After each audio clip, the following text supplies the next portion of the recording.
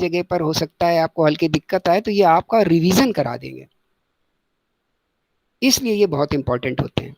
और बराबर मैं इसीलिए आप लोगों से सबसे जोर देता हूँ कि भैया इसको कर लो, भैया इसको कर लो। हो सकता है आप सबसे हो जाए, बड़ी अच्छी बात है, लेकिन अगर रिवीजन हो जाए तो क्या बुरा है। तो जल्दी से हम लोग अपना क्वेश्चन ले लेते हैं। जो आप वो वाला पिक खोल लीजिए बेटा, जिसपे हमने ये सैलरी वाला भेजा है। अगर आपने उसको ट्राई किया है तो मिला लीजिए साथ में।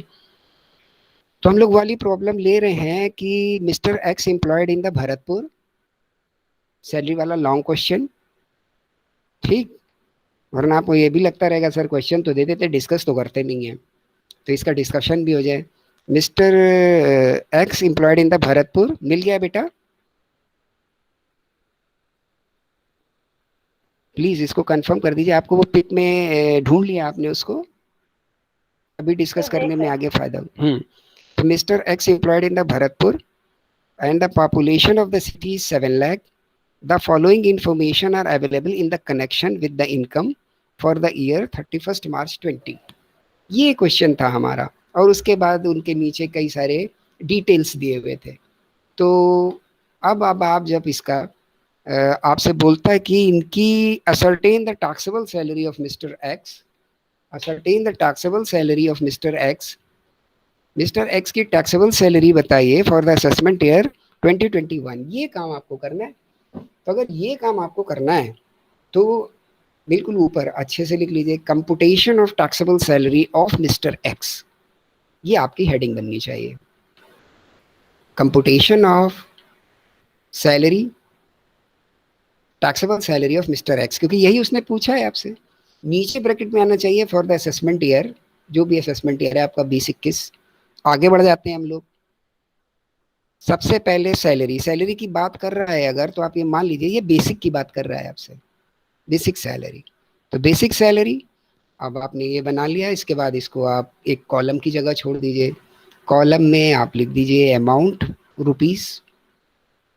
ये जो बड़ा साइड आपने छोड़ा हुआ है, इसमें पर्टिकुलर लिख भी सकते हैं, नहीं भी लिख सकते हैं, फॉर्मेटिंग के लिए। अब आप उसमें लिखिए बेसिक सैलरी। बेसिक सैलरी अब आपकी कितनी बताई है उसने? 10,000 पर मंथ। 10,000 multiply by 12, 1,20,000। ये आपका आउटर कॉलम में आ गया। ठीक, एक आइटम हो गया आपका। इसके बाद आपको वो सारे आइटम ले लेने हैं कि जो सैलरी के हिस्से बनते हैं। लेकिन जब आपको मैंने सैलरी का वो ब्रेकअप आपने देखा था, जो पेज शायद किस पर है मुझे याद नहीं, सेक्शन 17 में आपको मिल जाएगा। तो उसमें लिखा है कि बेसिक सैलरी, फिर उसके बाद allowances plus perquisites plus profit in लिeu of salary, इसी तरीके का था ना कुछ वो। तो सैलरी में आप वो सारे आइटम लेते चले जाएंगे कि जो कि अलाउंस नहीं है, जो कि परक्विजिट नहीं है, उनको एक साथ कर लीजिए। ये फॉर्मेटिंग है, इस तरीके से प्रेजेंट करना चाहिए।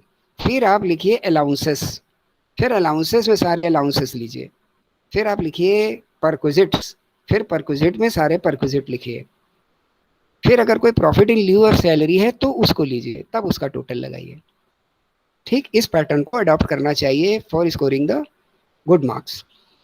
तो अब आप अगले उस पर आ जाइए। अगला आपको दिखेगा, बाकी तो ये एक सिटी कंपनसेटरी अलाउंस है, फिर एम्प्लॉयर का कंट्रीब्यूशन है, और रेंट फ्री हाउस है, ये परक्विजिट हो गया।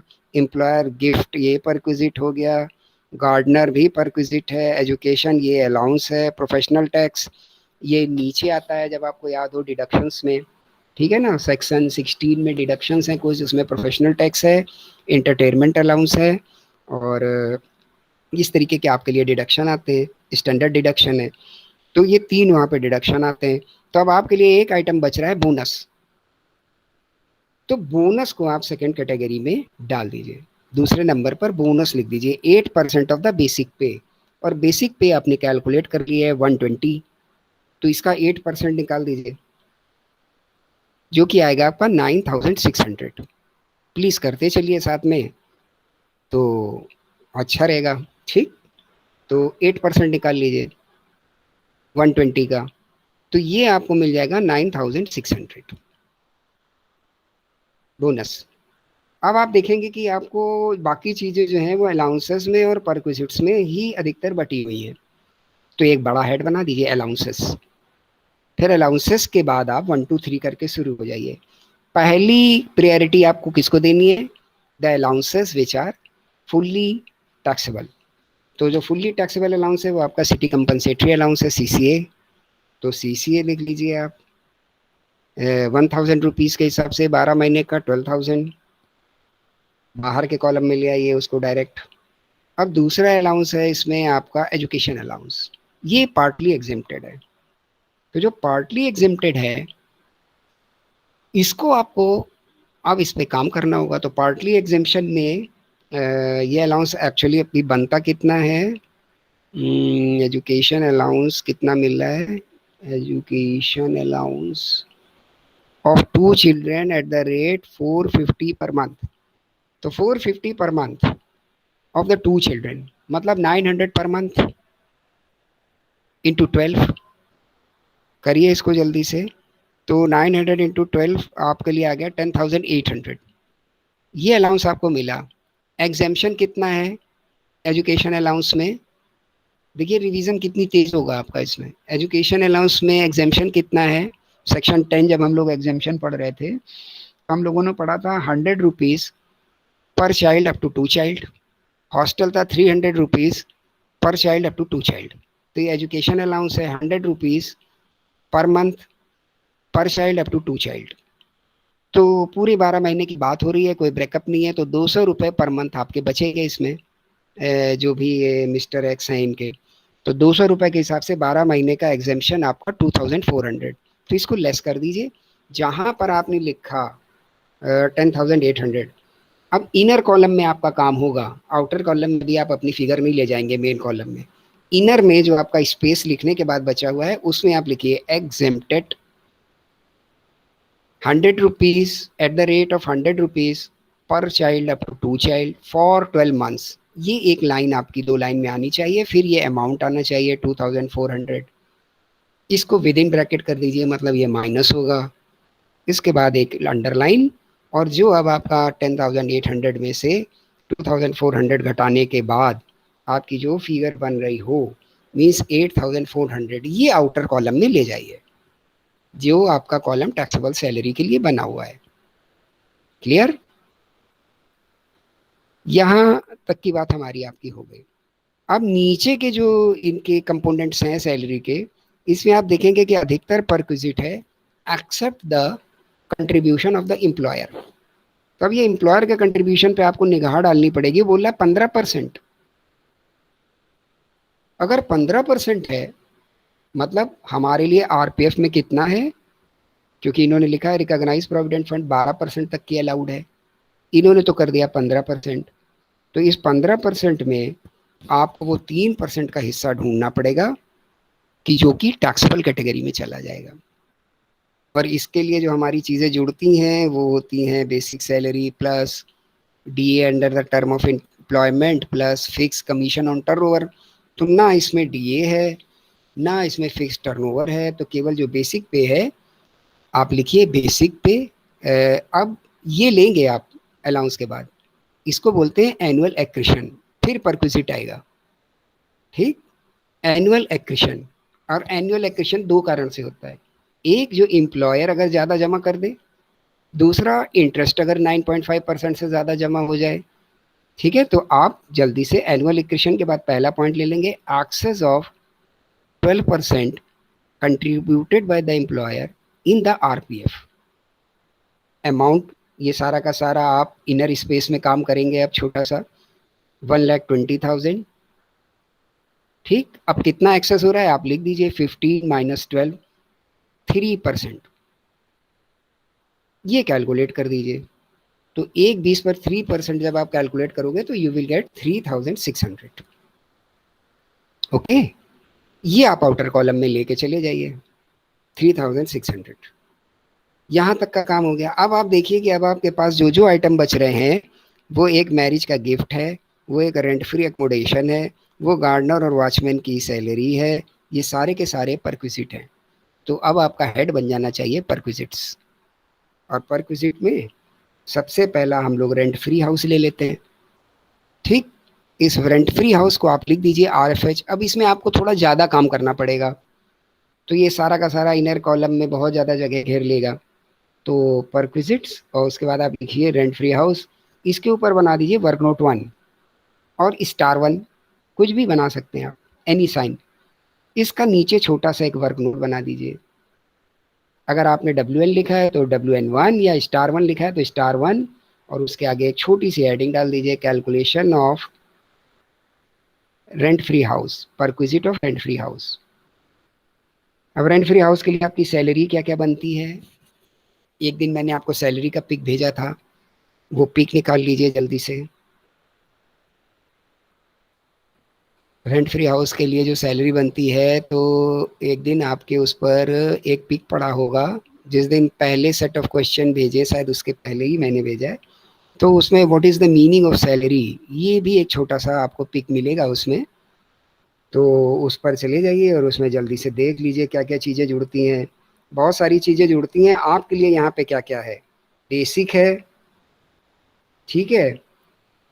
उसमें तो DA जुड़ेगा अगर वो टर्म ऑफ एम्प्लॉयमेंट है, और बोनस जुड़ेगा, कमीशन जुड़ेगा, ऑल टैक्सेबल अलाउंसेस जुड़ेंगे, ऑल मॉनेटरी पेमेंट्स जुड़ेंगे एक्सेप्ट परक्विजिट, ये सारी चीज़ें जुड़ेंगी, एनी कैश पेमेंट वो भी जुड़ेगा। तो अभी आपको यहाँ पर क्या क्या मिल रहा है, यहाँ पर हमको मिल रहा है CCA, ये टैक्सेबल अलाउंस है, ये हमें जोड़ना पड़ेगा। फिर इसके बाद क्या चीज़ जोड़ सकते हैं हम लोग, बोनस, ये भी जुड़ेगा, ठीक। CCA जुड़ेगा, बोनस जुड़ेगा, और एजुकेशन अलाउंस का वो एरिया जो टैक्सेबल हो गया वो भी जुड़ेगा। ऑल टैक्सेबल अलाउंसेस है, तो अगर पार्टली अलाउंसेस आ जाते हैं तो उनमें वो पोर्शन जो टैक्सेबल हो जा रहा है, that is also included in the RFH salary for the purpose of calculation of perquisite. Clear, अच्छे से समझते जाइए। तो अब आपको इसमें ये जोड़ लेना है, 120 प्लस 12,000 ऑफ द CCA, लिखते जाइए, बेसिक 120, CCA 12, 9,600, ये आपका एजुकेशनल अलाउंस हो गया, और 8,400 ये बोनस हो गया। इन चारों का टोटल लगाइए, ठीक। अब उसने एक आपको शुरुआत में क्वेश्चन में आपको क्या दी है, population of the city. City के हिसाब से आपको परसेंटेज लगाना होता है, क्योंकि ये गवर्नमेंट एम्प्लॉय तो है नहीं, तो अदर देन गवर्नमेंट एम्प्लॉय है। तो अदर देन गवर्नमेंट एम्प्लॉय में पॉपुलेशन के हिसाब से सैलरी पर परसेंटेज लगता है for the purpose of calculation of RFH perquisite के लिए। तो जो भी पॉपुलेशन हमारी 7 लाख की कैटेगरी में, 3 कैटेगरी हैं उसमें, एक 25 लाख से ऊपर, एक 10 से 25, और एक 10 लाख से नीचे। तो ये थर्ड कैटेगरी आएगी आपकी, 10 लाख से नीचे वाली, 7 लाख की आबादी है। तो इस पर हमारा परसेंटेज लगता है 7.5, दूसरा है 10, और तीसरा है 15।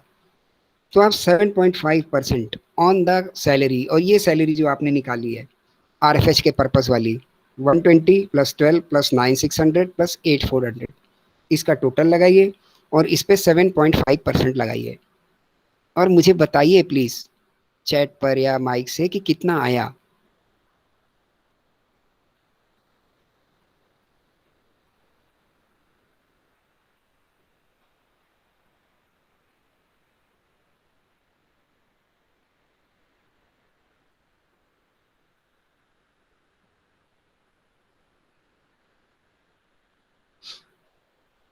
यस बेटा, कितना आया?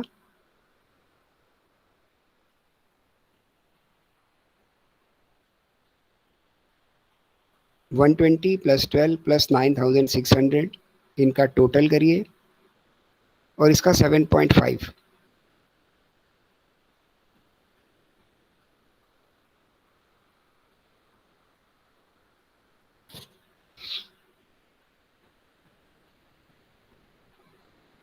11,250,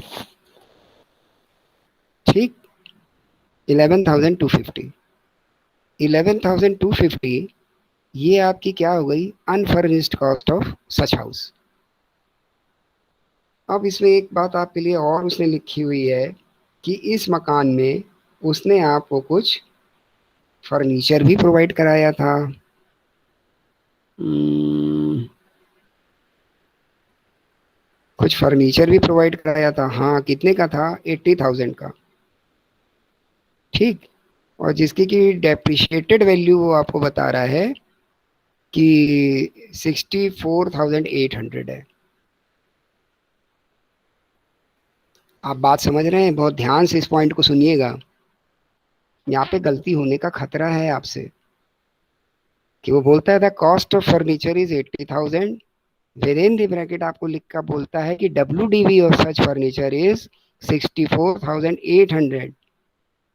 तो आप WDV नहीं लेंगे, आप कॉस्ट ऑफ फर्नीचर लेंगे। ध्यान रखिए, in the case of the calculation of perquisite, SLM 10% लगता है on the cost, not on the WDV। यही लॉ में लिखा है। WDV हम लोग कहाँ इस्तेमाल करते हैं? जब एसेट ट्रांसफर की जाती है, वहां भी परक्विजिट निकलता है। जब एसेट ट्रांसफर कर दी जाए आपको, और ट्रांसफर में भी हर एक एसेट के अलग अलग रेट हैं, वो भी मैंने आपको बताए और लिखाए हैं, और बुक में भी आपको मिलेंगे। पर यहाँ पर ट्रांसफर नहीं हो रहा है, यहाँ पर तो आपको यूज करा रहा है। तो जो कॉस्ट ऑफ एसेट है उस पर 10% लगाएंगे आप, नॉट ऑन द WDV।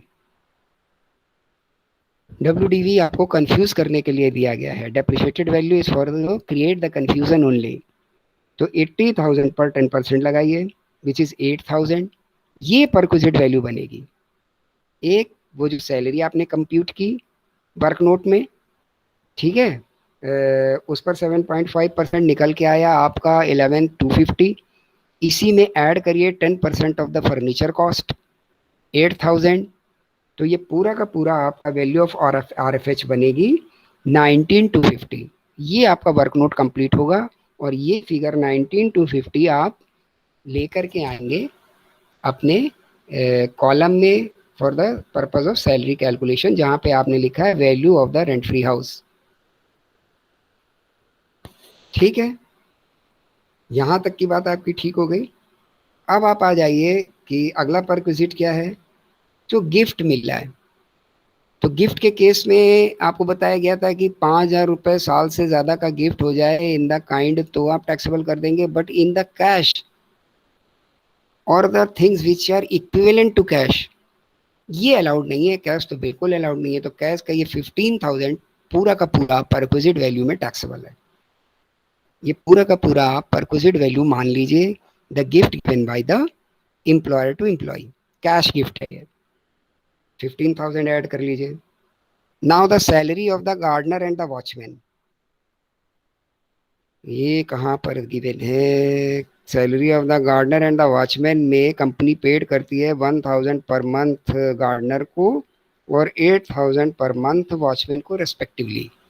तो इसमें भी मैंने आपको बताया था कि अगर कुछ रिकवर नहीं हुआ है, अगर कुछ रिकवर नहीं हुआ है, तो सारा का सारा perquisite and which amount is recovered, वो आप घटा सकते हो। तो इसमें रिकवरी तो कुछ दिखा ही नहीं रहा है कि एम्प्लॉय से कुछ लिया तो दिया गया नहीं है, और ये दोनों फ्री दे दिए गए हैं। तो इनकी सैलरी भी एम्प्लॉय एम्प्लॉय के लिए परक्विजिट बन जाएगी। तो अगला परक्विजिट बना दीजिए आप, salary of gardener and watchman. तो 1,800 पर मंथ मल्टीप्लाई बाय 12। तो अगला परक्विजिट आपका बन जाएगा 21,600। अब मुझे लग रहा है कि जितने इनके कंपोनेंट थे जोड़ने वाले, वो ऑलमोस्ट सारे कवर हो गए हमारे। अब इसका फाइनल टोटल लगा लीजिए आप, ग्रॉस सैलरी। तो ये जो सैलरी का ग्रॉस आएगा आपका 2,09,450। प्लीज बेटा आप लोग करते रहें साथ साथ। 2,09,450, ये आपका सैलरी का ग्रॉस आ गया। अब इसमें से आपको वो डिडक्शंस घटाने हैं। अभी कोई ATC वाला डिडक्शन नहीं है, ना ये GTI है, लेकिन सैलरी के इटसेल्फ भी तो डिडक्शन है। जो एक प्रोफेशनल टैक्स होता है, एक एंटरटेनमेंट टैक्स होता है, और एक स्टैंडर्ड डिडक्शन है which is allowed only to the salaried person. Star बना के लिख लीजिए, केवल सैलरीड पर्सन को एक डिडक्शन अलाउ होता है, जिसका कि नाम है स्टैंडर्ड डिडक्शन। तो वो स्टैंडर्ड डिडक्शन लेस करिए आप इससे। पहला 50,000 है, ठीक। दूसरा डिडक्शन प्रोफेशनल टैक्स है, और इस प्रोफेशनल टैक्स में आप कौन सा हिस्सा लेंगे? The portion of this previous year.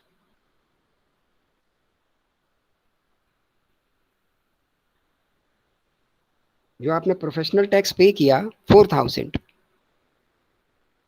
तो इस प्रीवियस ईयर में पे किया, तो ये हटाइए। तो इस तरीके से आप 54,000 इससे डिडक्ट करेंगे अपने ग्रॉस से। तो then you will get 1,55,450।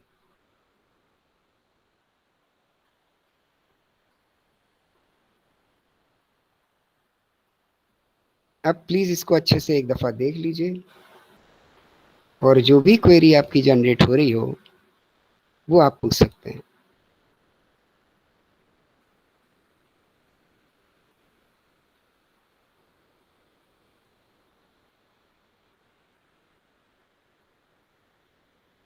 Yes बेटा।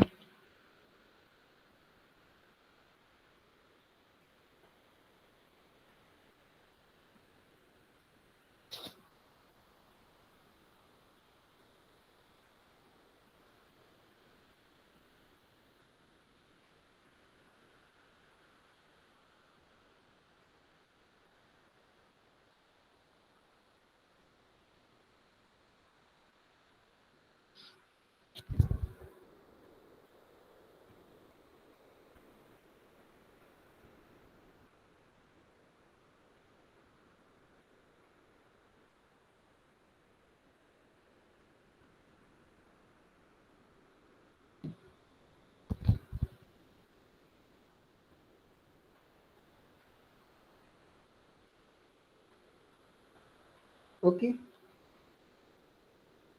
you guys can take the help of the recording also. Let me continue the class with recordings. तो ये जो क्वेश्चन था ये आपके साथ पूरा का पूरा डिस्कस हो गया है। इस पर कोई भी क्वेरी आपके पास बनती है तो वो आप मुझसे पूछ सकते हैं। और इसके बाद हम लोगों का जो कल का टॉपिक बचा हुआ था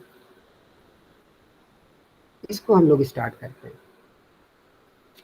ठीक, कल का जो हम लोगों का टॉपिक बचा हुआ था उसको स्टार्ट करते हैं। कल अभी हम लोगों ने एक क्वेश्चन डिस्कस कर लिया है, that was of the questions given by me, कि वो जो क्वेश्चन आपको दिए गए थे उससे रिलेटेड एक क्वेश्चन मैंने आपके साथ डिस्कस कर लिया। ठीक है, बड़े वाले जो क्वेश्चंस थे उसमें से। अब हम अपने उस पर आ जाते हैं कि जो हम लोगों का कल चैप्टर स्टार्ट हुआ था, that was the income from the house property. Income from the house property के केस में if have to file the return, तो ये जाएगा आपका ITR 2 में। With the help of the ITR 2 you can file the return in the income from the house property. ओके, कल मैंने आपको पूरा बताया था कि how can you are able to find out the expected rent, then how can you further able to find out the GAV, and what type of adjustments can be provided by the GAV to get the annual value। और फिर annual value में से आपको deduction allow करने होते थे, standard deduction 30% के rate से of the annual value, and दूसरा आपको जो अलाउ करना होता था दैट वाज इंटरेस्ट। और इस इंटरेस्ट में दो चीज़ें होती, एक आपका करंट इंटरेस्ट और दूसरा प्रायर पीरियड इंटरेस्ट। तो ये दो आइटम आपको इंटरेस्ट में भी कवर अप करने होते थे। ठीक, तो अब हम लोग उन केसेस को केसेस वाइज डिस्कस करना शुरू कर देते हैं जल्दी से, कि इन केस अगर आप कोई पास में 2-3 रेंट दे देता है वो, तो विच विल यू टेक। एक केस है छोटा सा, इसको हम लोग डिस्कस करते हैं कि if the municipal value is 30,000 and the fair rental value is 36,000 and the actual rent is 32, तो इस केस में आपकी GAV क्या होगी। तो म्युनिसिपल वैल्यू गिवन है, फेयर वैल्यू गिवन है, तो इसमें जो हायर होगा दैट विल बी द उसको आप एक फिगर बनाओगे। स्टैंडर्ड रेंट दिया ही नहीं हुआ है तो यही आपके लिए एक्सपेक्टेड रेंट बन जाएगा। अब एक्सपेक्टेड और एक्चुअल रेंट की आपको कंपैरिजन कराना है, and you will find that the 36 is the higher. तो अगर वो हायर है तो हम उसको ले लेंगे, ठीक। तो आपका इसमें जीएबी बन जाएगा 36,000। ये एक तरीका है। अब दूसरा एक छोटा सा एग्जांपल हम लोग और डिस्कस कर लेते हैं जिससे आपको और बेहतरी हो जाए। If the municipal value is 30,000, लिख सकते हैं आप, and the fair rental value is 36,000 and the standard rent is 30,000, actual rent is 40,000, then calculate the GAB. तो पहला काम हमारा होता है एमवी और एफएमवी की कंपैरिजन कराना। तो इसमें आप देखोगे कि फेयर रेंटल वैल्यू जो है वो ज़्यादा है। तो ये जब हमने कराया तो हायर में हमको मिल गई 36, but it is restricted up to the standard rent. ये स्टैंडर्ड रेंट से ज़्यादा नहीं जा सकती, ये शर्त थी। तो एक्सपेक्टेड रेंट हमारा कितना आ जाएगा, 30,000। इस 30,000 को हम लोग कंपेयर कराएंगे एक्चुअल रेंट के साथ जो कि है 40,000। तो now you will find whichever is higher, you will find that the actual rent which is 40,000 is higher। तो यहाँ पर आपकी जीएबी क्या बन जाएगी, 40,000। क्लियर है। अब एक एग्जांपल हम लोग ले लेते हैं दूसरा, जल्दी से देखिए कि नोट करते चलिए साथ में। Municipal value 1 lakh, fair rental value 120 in the thousands, and the actual rent 132 and the standard rent 90. All figures are in the thousands. Municipal taxes 10% of the MP and paid by the owner. तो municipal versus, अब आपको किससे तुलना करानी, इसकी fair rent से। तो दोनों की आपने तुलना कराई and you will find the fair rent is high 120, but it is restricted up to the standard rent. Standard rent को ये पार नहीं कर सकता। स्टैंडर्ड रेंट है 90, तो एक्सपेक्टेड रेंट कितना आ गया, 90,000। एक्चुअल रेंट हमारा कितना है, 132। तो आपकी जीएबी क्या बन जानी चाहिए, 132, whichever is the higher. ठीक है। अब बोलता है municipal taxes paid 10% of the MV.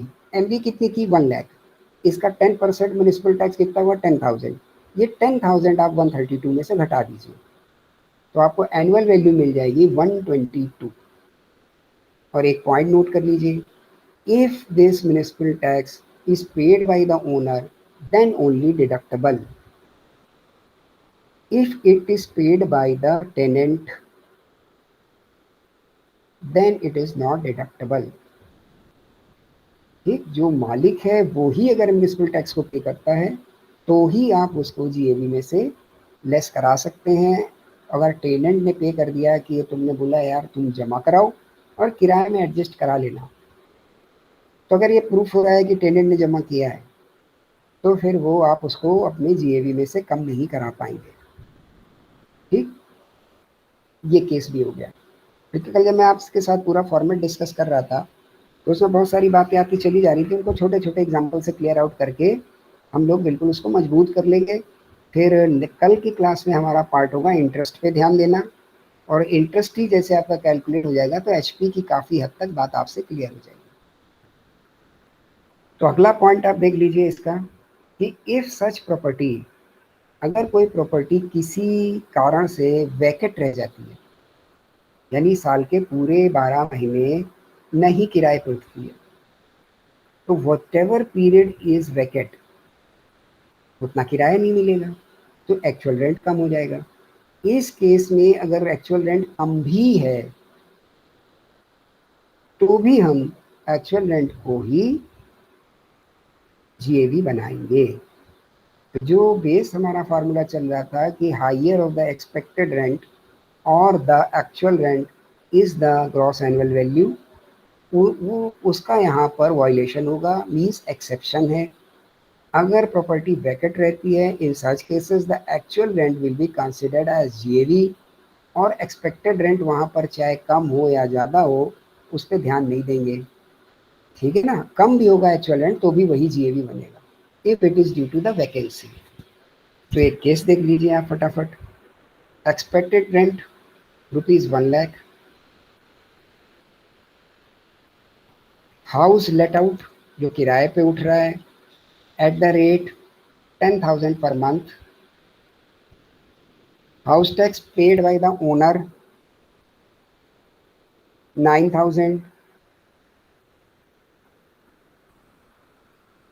House tax paid by the owner 9,000, which is 10% of the municipal value. House remains vacant. अब ये मकान जो है वो खाली रहा, इस पे बीच में किराएदार चला गया और ये खाली रहा एक 3 महीने के लिए। तो अगर 3 महीने के लिए खाली रहा तो क्या हुआ, आप देखिए इसमें एक्सपेक्टेड रेंट कितना है, 1 लाख। 10,000 रुपए किराए के हिसाब से किराए पे उठ रहा है और 3 महीने की वैकेंसी है, तो 9 महीने की ऑक्यूपेंसी है। And the period of 9 month occupancy, how much rent is created? 90,000. Expected rent 1 lakh and actual rent is 90,000. Whichever is higher should be taken as the GAV. But अभी आपको बोला गया कि if the actual rent is lower due to the vacancy, then actual rent should be considered as GAV. तो आप 90,000 को ही GAV मान लेंगे। ठीक, तो 90,000 आपकी GAV हो गई। फिर वो बोलता है कि 9,000 रुपए 9,000 आपने पे कर दिए फॉर द म्यूनिसिपल टैक्स, ये आप उसमें से घटा लीजिए, तो एनुअल वैल्यू कितनी निकल के आएगी? 81।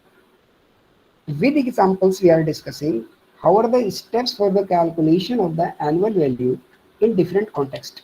अगर मकान खाली रह जाता है तो टैक्स ओनर दे रहा है कि नहीं दे रहा, ठीक है ना। अब एक कंडीशन और बन सकती है कि जो आपके म्युनिसिपल टैक्सेस हैं ये अगर पिछले हैं या आगे के हैं तो भी एडजस्टेबल हैं, ये आपको ध्यान रखना पड़ेगा। इसका आप एक स्टार बना के नोट लिख लीजिए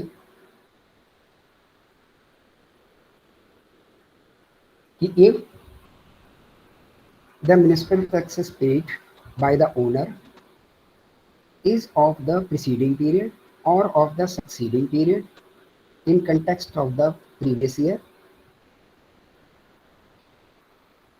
all these are deductible to GAV। ठीक, तो ये कंफ्यूज नहीं होइएगा कि हमें केवल करंट पीरियड का घटाना है। ठीक, ये भी पॉइंट आपको इसमें क्लियर रहना चाहिए। इससे आगे बढ़ जाते हैं हम। अब आपके लिए अगला पॉइंट आ रहा है कि यहां तक तो आप पहुंच गए कैलकुलेट करते हुए एनुअल वैल्यू तक। अब एनुअल वैल्यू के बाद 2 डिडक्शन है। इन 2 डिडक्शन के बाद आपको पता चल पाएगा कि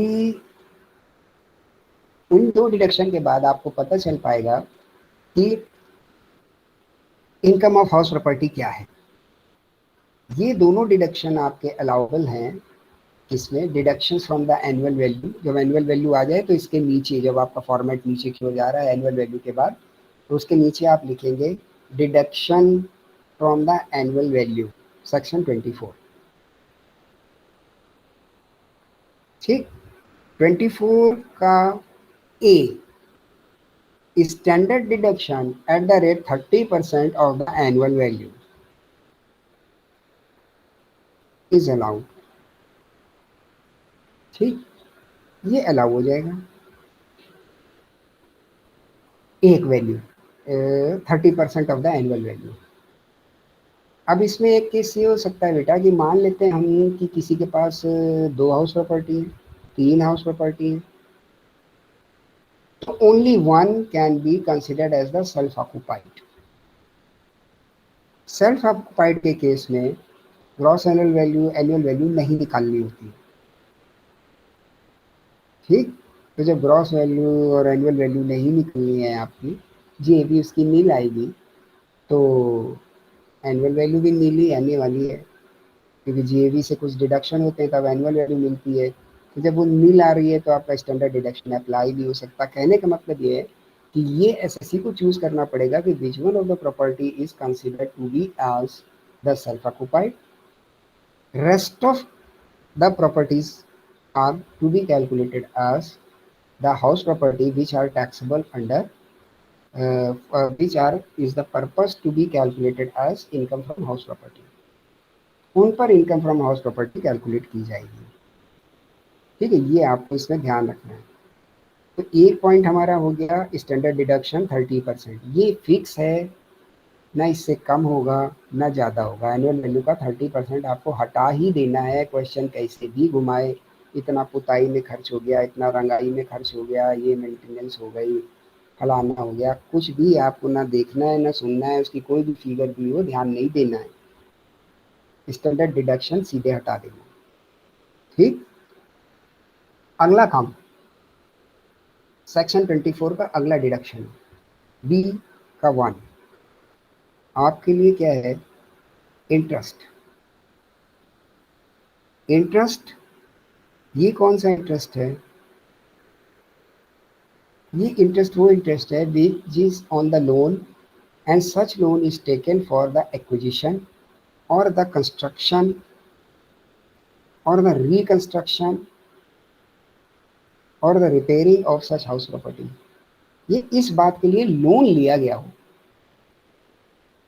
कि आपकी वो जो हाउस प्रॉपर्टी है उसको खरीदने के लिए, एक्वायरिंग, कंस्ट्रक्टिंग, उसका निर्माण कराने के लिए, ठीक है, पुनर्निर्माण कराने के लिए, बनवाने के लिए, टूट फूट के लिए, इनके लिए अगर आपने लोन लिया है और उस पर कोई इंटरेस्ट आ रहा है, not of the loan value but the interest on such loan is deductible, ये घटेगा सेक्शन 24 में सेकेंड।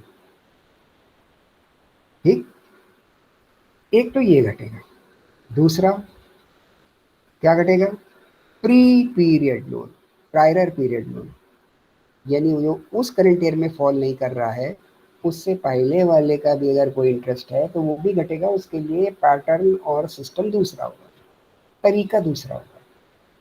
ठीक, वो हम लोग डिस्कस करेंगे later on.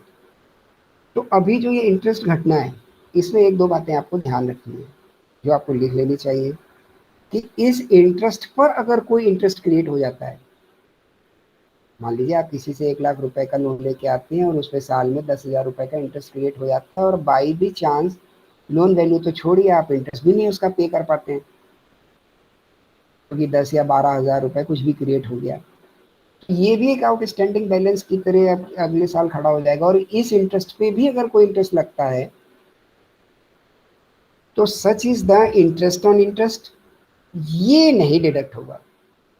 Please note, interest on the unpaid interest is not deductible, only the real interest of such loan value is deductible।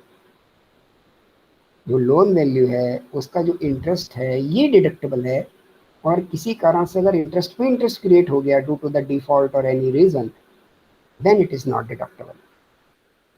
एक बात आपको याद रखनी है। ठीक, दूसरी बात इस इंटरेस्ट के केस में आपको क्या याद रखनी है कि अगर कोई पुराना लोन चल रहा है आपका, हाँ चल रहा है सर, तो पुराना लोन अगर आपका कोई चल रहा है और अगर आपको पता चलता है कि हमने स्टेट बैंक से लोन लिया था यार, यहाँ पे तो 11% रेट है, और एक काम करते हैं, अभी मेरी यूनियन बैंक से बात हुई है, वो बोल रहे हैं भाई हम 10.5 पे लोन करते हैं बैंक का, ये आपके हाउस प्रॉपर्टी के अगेंस्ट में अगर आपने कोई लोन लिया हो तो हम तो 10.5 पे करते हैं। तो अगर कोई बड़ा अमाउंट है तो ये आधा परसेंट 1% के इंटरेस्ट का अंतर भी काफ़ी अंतर डालता है। तो अगर आप ऐसा लोन यूनियन बैंक से लो, ठीक, कि हम पुराने वाले लोन को रिम्बर्स कर देंगे। पुराना लोन आपने मान लीजिए एसबीआई से लिया था 12 लाख, और अब आपको लगता है यार कि हम 2 लाख का तो लोन पे कर चुके हैं, अब 10 बच रहा है, लेकिन उनके यहाँ का इंटरेस्ट जो है वो आधा 1% जाता है, अब हम यूनियन बैंक से ले लें, तो आप यूनियन बैंक से 10 लाख का लोन ले लो और उस 10 लाख के लोन से एसबीआई का लोन को पेड ऑफ कर दो। तो ऐसे लोन का इंटरेस्ट भी डिडक्टेबल है। क्लियर, हाउस प्रॉपर्टी की एनुअल वैल्यू में से, कारण उसका डायरेक्ट कनेक्ट दिखना चाहिए कि आपने वो लोन केवल और केवल पुराने हाउस प्रॉपर्टी से रिलेटेड लोन, ये रिलेशन कैसा था, या तो खरीदने का या तो बनवाने का, ठीक है ना, इसी के कनेक्शन का पुराना लोन था, इसको पे ऑफ करने के लिए आपने एक नया लोन लिया है, अगर उसका कुछ भी इस्तेमाल नहीं हुआ है, एनी पार्ट एंड पार्शियल, तो ये जो नया लोन है इसका इंटरेस्ट भी डिडक्टेबल टू एनुअल वैल्यू होगा। ये आपको एक बात और याद रखनी है, ठीक, नोट करते जाइए अच्छे से। तीसरी बात क्या याद रखनी है कि this deduction of interest is on accrual basis. बड़े बड़े उसमें अंडरलाइन कर लो, यहाँ पे बहुत गलती होती है बच्चों से। This interest which is deductible to annual value is on accrual basis, not on the paid basis. वो ड्यू हो गया तो आप डिडक्ट करा सकते हैं, भले आपने पेड किया हो या ना पे किया हो। This is on accrual basis. यहाँ तक की इंटरेस्ट के साथ आपसे बात हो गई है। प्री पीरियड इंटरेस्ट की बात हम लोग कोशिश करेंगे कि इसको नेक्स्ट उसमें लें, क्योंकि ये थोड़ी सी एक आपके लिए नई बात हो जाएगी। अब हम लोगों को एक point unrealise rent, okay, unrealise rent तो मैंने आपको बताया था जीएवी में से घट जाता है। कंडीशन कौन सी सेटिस्फाई होनी चाहिए? कंडीशन रूल 4 सेटिस्फाई होना चाहिए। अगर रूल 4 सेटिस्फाई है तो अगर कोई आपका अनरियलाइज रेंट है तो वो भी आप जीएवी से घटा सकते हो। ये जीएवी से घटेगा डायरेक्टली, इसके बाद ही जीएवी निकल के आएगी, क्योंकि जो एंड रेंट जो है वो रियलाइज हुआ ही नहीं, तो एक्चुअल रेंट में से घट के एक्चुअल रेंट को कम कर देगा वो। और रूल 4 आपका सेटिस्फाई होना चाहिए। तो इंटरेस्ट से रिलेटेड अभी प्री पीरियड इंटरेस्ट को छोड़ के, प्रायर पीरियड इंटरेस्ट को छोड़ के कोई भी क्वेरी आपके पास आ रही हो इंटरेस्ट से रिलेटेड बेटा, तो आप पूछ लीजिए फटाक से। जो इंटरेस्ट का पॉइंट डिस्कस हुआ या अभी तक जो हाउस प्रॉपर्टी से रिलेटेड है, ग्रॉस एनुअल वैल्यू और deduction under the section 24 regarding standard deduction and interest on loan, ये जो पॉइंट डिस्कस हुए इन पर कोई आपको डाउट हो, कोई क्वेरी हो तो आप पूछ सकते हो। यस बेटा, एनी क्वेरी? ओके, चलिए तो एक काम कर लेते हैं, प्रायर पीरियड वाला जो इंटरेस्ट है इसको भी मैं अभी डिस्कस तो कर ही लेता हूँ, ज़रूरत होगी तो कल दोबारा कर देंगे। तो ये जो प्रायर पीरियड का इंटरेस्ट है, ये पीरियड कहाँ से आपका स्टार्ट होगा ये ध्यान देना है आपको, कहाँ तक जाएगा ये ध्यान देना है आपको। दो बातों पे फोकस करना है, स्टार्टिंग एंड द एंड। ये दो बातों को आपको फोकस करना है, what is the starting and what is the and, कि कहाँ से हम स्टार्ट पीरियड लें और कहाँ तक हमारा एंड पीरियड जा रहा है। प्री कंस्ट्रक्शन के केस में जहाँ से हमारा लोन का डेट स्टार्ट हुआ ये तो आपका स्टार्ट पीरियड है, ठीक। कंस्ट्रक्शन के एंड पीरियड क्या लेना है उस लोन का कि जो हमारे इस करंट ईयर का नहीं है, अनपेड रहा होगा तभी तो वो इंटरेस्ट क्रिएट हो रहा है। पिछले के सालों में आपने उसका डिडक्शन नहीं लिया है, दूसरी शर्त ये होगी, ठीक है। तो आपको कौन सा पीरियड लेना है, आप रुकेंगे कहाँ तक? शुरुआत तो आपकी हो जाएगी कि जहाँ से लोन चला, रुकेंगे वहां पर आप जहां पर या तो कंस्ट्रक्शन कंप्लीट हो गया हो या लोन का पेमेंट हो गया हो, whichever date is earlier. एक लाइन बनाइए अच्छे से जहां से एक स्टार्ट, फिर आप दो उसमें डेट, उस टाइम लाइन में डेटे डालिए, कंप्लीशन ऑफ द कंस्ट्रक्शन और दूसरी डेट और the repayment of the loan, इनमें से जो पहले हो जाए उस डेट पे आपको रुक जाना है। समझ आ रहा है आपको? ये पीरियड हुआ। अब जहां पर आप रुके हैं, whether it is the end of the construction date और whether it is the payment of the loan date, ये जहां पे हो रही है इससे प्रीसीडिंग ईयर के एंड तक की डेट आपके लिए वो पीरियड है कि जिसके पीरियड के इंटरेस्ट को प्रायर पीरियड इंटरेस्ट माना जाएगा। जैसे एक एग्जांपल ले लेते हैं हम लोग कि अभी हमारा चल रहा है 6 अगस्त, कोई आपका पीछे का लोन लिया हुआ है, स्टार्ट डेट तो इसमें इतना इशू नहीं कर रही है, हम एक स्टार्ट डेट भी ले लेते हैं। मान लीजिए वो लोन स्टार्ट किया गया है 2005 से, अप्रैल 2005 से, और वो आपका अभी तक चलता चला आ रहा है। कुछ पीरियड उसका कुछ अनपेड है, कुछ है जो भी है। अब आपका कंस्ट्रक्शन कंप्लीट होता है 2 अगस्त को, और फाइनल लोन का पेमेंट आप कर देते हैं 3 जुलाई को। तो ये सारी डेटें में कौन सी डेट पहले आ गई? 3 जुलाई। ये 3 जुलाई जहां पे आई, इससे प्रिसीडिंग फाइनेंशियल ईयर कहाँ पे एंड हो रहा है? 31 मार्च। तो ये 31 मार्च ऑफ 21, तो जहां से लोन स्टार्ट हुआ था वहां से 31 मार्च ऑफ 21 तक का पीरियड आपके लिए कैलकुलेशन एरिया होगा for the purpose of pre construction period और the prior period interest. Clear हो रही है बात? डिफरेंट डिफरेंट डेट के हिसाब से आप इसको और समझने की हम लोग कोशिश करते हैं कि मान लीजिए इसकी जो कंस्ट्रक्शन है वो कंप्लीट हो रही है, पीछे साल की कोई डेट लेते हैं हम लोग, दिसंबर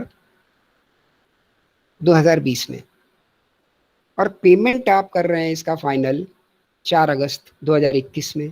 तो अब कौन सी डेट पहले आ गई? दिसंबर 20 की डेट। तो दिसंबर 20 से प्रीसीडिंग ईयर फाइनेंशियल ईयर कौन सा आएगा? 31 मार्च 2020। यहाँ तक का पीरियड लेंगे हम from the start of loan for the purpose of calculation of prior period interest.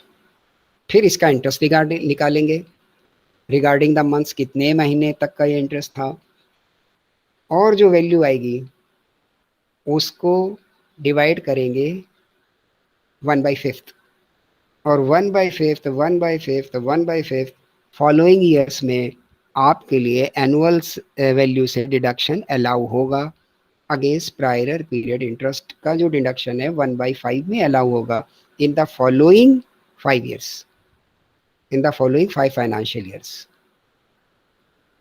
ये इसका तरीका है।